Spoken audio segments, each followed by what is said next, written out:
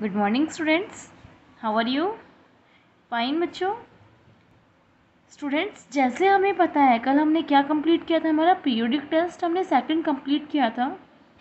आज हमारे पास क्या है, सामने हमारे model test paper 1 for term 1 examination. हमारी जो टर्म 1 एग्जामिनेशन, इट मीन्स आपके कितने चैप्टर्स जो अब तक आपके हुए हैं, फर्स्ट चैप्टर से लेके कंप्लीट आपके 7th चैप्टर तक जो चैप्टर्स कंप्लीट हुए हैं, उनके ऊपर जो क्वेश्चन बेस्ड थे वो क्वेश्चंस आपको यहाँ पे करने हैं। इट मीन्स ये टेस्ट है आपके जो 7 चैप्टर्स हैं उन टोटल का कंक्लूजन, कि आपने उनको याद करके फिर ये टेस्ट करना होता है। बट अभी हम आपको रिवाइज करा रहे हैं इसके अकॉर्डिंग। आपका फर्स्ट क्वेश्चन क्या कहता है बेटा, मल्टीपल चॉइस क्वेश्चन। आप याद रखना बेटा, आपने पहले वाला जो वर्क था काफ़ी स्टूडेंट्स ने सेंड कर दिया था, जिसने सेंड नहीं किया है वो अपना होमवर्क सेंड कीजिए। और ये क्वेश्चन जो आपको कराते हैं अपने मेरे साथ साथ बुक ओपन कीजिए अपनी और बुक में फिल कीजिए।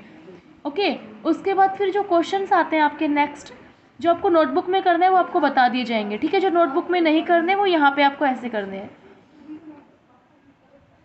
क्वेश्चन क्या था फर्स्ट आपका, which of the following seeds is dispersed by wind. Wait 1 minute.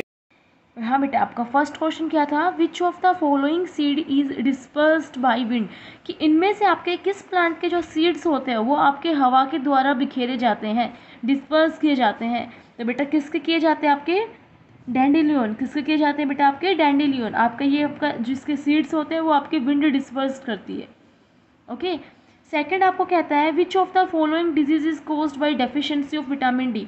इन चारों में से बेटा, इन 4th डिजीज में से आपकी जो विटामिन डी की डेफिशिएंसी से जो डिजीज होती है, डेफिशिएंसी मतलब आपकी बॉडी में पर्टिकुलर विटामिन डी की क्या हो जाती है, कमी हो जाती है, डेफिशिएंसी हो जाती है, तो आपकी डिजीज होती है। उस डिजीज का नाम क्या है बेटा, रिकेट्स। क्या नाम है उस डिजीज का, नाम रिकेट्स है। ओके, थर्ड क्वेश्चन आपको क्या कहता है, फ्रैक्चर ऑफ ए बोन या फ्रैक्चर इज ए क्रैक और बोन ब्रेक इन। जो फ्रैक्चर होता है वो बेटा क्या आपका क्रैक है या ब्रेक है, किसके अंदर। फ्रैक्चर किस में होता है बेटा, आपका टिश्यू में होता है, ऑर्गन में होता है, स्किन में। आप क्या कहते हो, बोन फ्रैक्चर हो गई। तो किस में ब्रेक होता है, फ्रैक्चर का मीन्स बोन होता है। क्या होता है बेटा, आपका बोन होता है। ओके, फिर फोर्थ आपसे कहता है, which of the following is an immiscible liquids. बेटा मैंने पहले ही बताया हुआ है, इमिसिबल लिक्विड्स जो आपके मिक्स नहीं होते, जैसे आपका वाटर और मिल्क हो जाता है मिक्स, तो वो मिसिबल लिक्विड्स हो गए। इमिसिबल जो मिक्स नहीं होते उसका नाम क्या है, कैरोसिन। क्या नाम है उसका, आपका kerosene. Kerosene is an immiscible liquid. Okay, इसके बाद आपका जो नेक्स्ट केस आता है वो क्या कहता है आपको, the erosion of soil, the erosion of soil along the river banks. एक मिनट रुकना बच्चा आपका, कि जो कह रहा है the erosion of soil along the river banks can be prevented by, कि जो आपकी सोयल इरोजन्स होता है नदी के किनारे, उसको आप कैसे रोक सकते हो बेटा। ओवर ग्रेजिंग, वहाँ पे आप चराओगे एनिमल्स को तो वो भी नहीं होगा।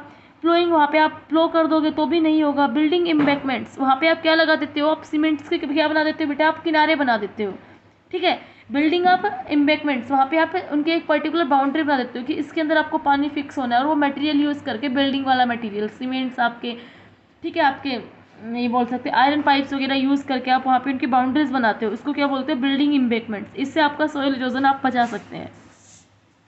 फिर आपसे नेक्स्ट क्वेश्चन कहता है, soil is formed by, soil आपकी कैसे बनती है, क्लाउड से नहीं बनती, एयर से नहीं बनती, वाटर से नहीं बनती, किससे बनती है, रॉक से। जब आपकी रॉक्स होती हैं वो बार बार रिवर का जो वाटर होता है उसके साथ क्या करती है, आपकी बार बार फ्लोट होती है, उसके साथ साथ आपकी फ्लो करती है, तो उसका रिवर रॉक्स का साइज पहले वो छोटे स्टोन्स में टूटेंगे, स्टोन्स आपका किस में होगा, सैंड में क्रिएट होगा। इस तरह से आपका ये काम होता है। ओके बच्चों, उसके बाद फिर आपसे क्या कहता है ये, कि जो जेनेसिस है, आपका जेनेसिस है वो क्या होती है, इज फॉर्म्ड फ्रॉम, आपका ये किससे बनता है, आपका सैंड स्टोन से, लाइम स्टोन से, सेल से और ग्रेनाइट से। कैसे बनता है आपका ये, तो ये कहाँ से बनता है आपका, ये किस में से बनता है आपका, ग्रेनाइट से तब बनता है आपका।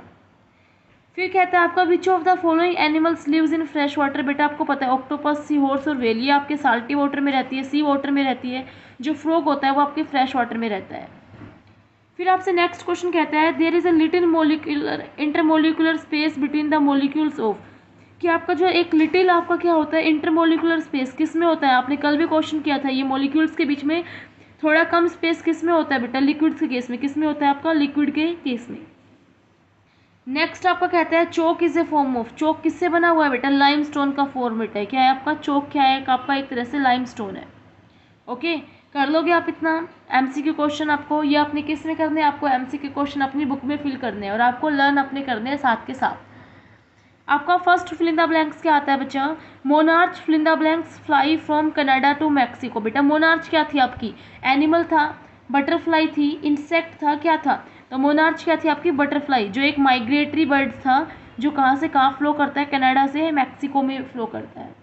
ओके, देन आपका second fill in the blanks होता है about 95% of earth's crust is made of, जो आपकी अर्थ क्रस्ट है उसका 95% कैसे बना हुआ है बेटा, किन रॉक से बना हुआ है आपका, इग्नियस रॉक से। किससे बना हुआ है आपका, इग्नियस रॉक से। फिर कहते हैं आपको नेक्स्ट, जो आपकी fill in the blanks of the soil is greatly reduced by soil erosion, कि आपकी सोइल की क्या होती है जो आपकी सोइल इरोजन से रिड्यूस हो जाती है, कम हो जाती है, वो क्या होती है आपकी फर्टिलिटी। क्या होती है आपकी फर्टिलिटी, जो फर्टिलिटी होती है सोइल की वो सोइल इरोजन से कम हो जाती है। फोर्थ आपको कहता है साल्ट एंड शुगर, जो साल्ट और शुगर होते हैं वो वाटर में क्या होते हैं, सोल्यूबल और इनसोल्यूबल, घुल जाते हैं बेटा पानी के अंदर, एक सॉल्यूशन बना देते हैं। तो ये साल्ट और शुगर क्या होते हैं आपके, सोल्यूबल होते हैं वाटर में। फिफ्थ आपको कहता है when the steam touches A cold surface it change into, जब आपकी स्टीम होती है बेटा कोल्ड सरफेस को टच करती है तो वो क्या होती है, वाटर में चेंज हो जाती है। इस प्रोसेस को आप क्या बोलते हैं यहाँ पे, कंडेंसेशन। क्या बोलते हैं आप इसको, कंडेंसेशन। आप इस प्रोसेस का नाम देते हो कि आपकी जो स्टीम होती है वो कोल्ड सरफेस के साथ टच होने पे क्या होती है, वाटर में चेंज हो जाती है। अब इसके बाद आपका सिक्स आता है fill in the blanks is a crack और ब्रेक इन बोन। बेटा क्या होता है जो क्रैक होता है बोन का, उसको क्या बोलते हो, फ्रैक्चर। क्या बोलते हैं आप उसको, फ्रैक्चर बोलते हो। फिर उसके बाद आता है आपका सेवंथ आपका है goitre is cause due to deficiency of, जो गोइटर होता है बेटा वो किसकी डेफिशिएंसी से बनता है, आपका बीमारी है, आपकी डिजीज़ है जो डेफिशिएंसी डिजीज़, और ये आयोडीन की डेफिशिएंसी से क्या होता है आपको, गोइटर एक डिजीज़ का नाम है, गोइटर हो जाती है। उसके बाद आपको कहता है fill in the blanks crops are grown from November to April. बेटा नवंबर से अप्रैल तक जो क्रॉप्स होती है आपकी टू टाइप्स की क्रॉप थी, रबी और खरीफ। तो जो विंटर सीजन में जो आपकी क्रॉप्स ग्रो होती है उनको क्या बोलते हैं आप, रबी क्रॉप। ठीक है, जो आपकी समर सीजन में क्रॉप ग्रो होती है उनको क्या बोलते हैं आप, खरीफ क्रॉप। ओके, फिर उसके बाद आपको कहता है कि fill in the blanks of a bird keep them warm and help them to fly. बेटा जो बर्ड्स के क्या होते हैं जो उनको गर्म रखते हैं और उनकी फ्लाई करने में, उड़ने में उनकी हेल्प करते हैं। तो फीदर्स होते हैं जो बर्ड्स के, उनको गर्म रखते हैं और उनको उड़ने में हेल्प करते हैं।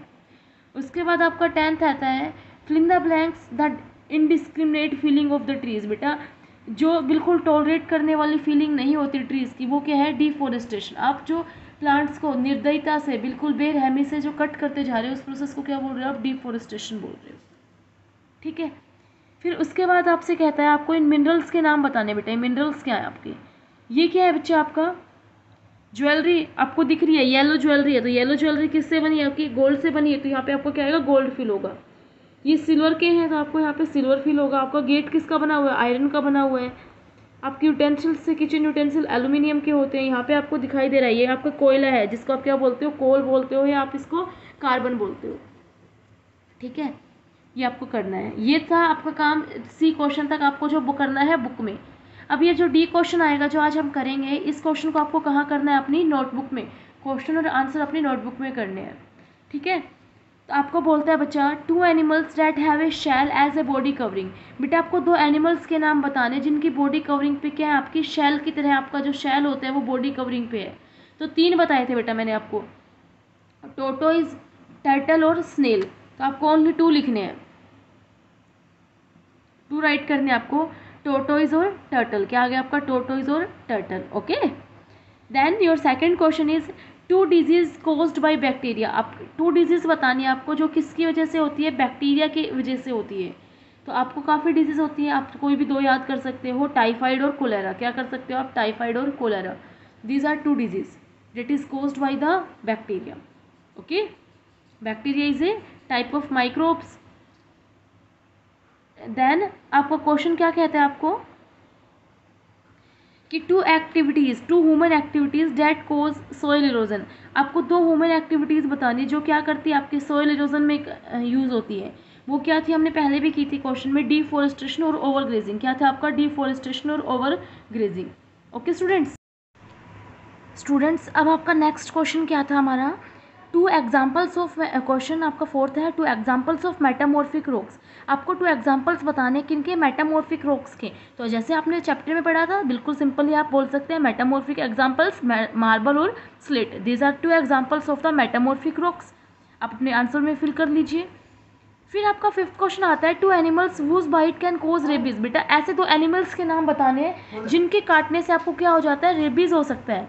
तो उनके नाम क्या होते हैं आपके, डॉग और मंकी। कैट्स, बिल्ली भी आपकी एक तरह से ये होती है, एक स्पीसीज होता है डेट जिसकी वजह से आपका क्या होता है, रेबीज हो सकता है। तो डॉग और मंकी, ओके। फिर उसके बाद आपको सिक्स कहता है, two seeds that are dispersed by explosions. बेटा आपको दो सीड्स के नाम बताने हैं जो आपको डिस्पर्स होते हैं, किस प्रोसेस से, एक्सप्लोजन से।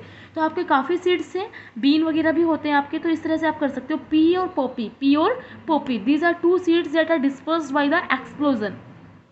आपका सेवंथ क्वेश्चन कहता है, two plants that are grown from the roots. आपके दो प्लांट्स जो आपके कहाँ से ग्रो करते हैं, रूट से ग्रो करते हैं, वो क्या होते हैं आपके, रेडिश और क्या है, रेडिश और carrot. These are two plants that grows from the roots. Potato भी it is example of the this example.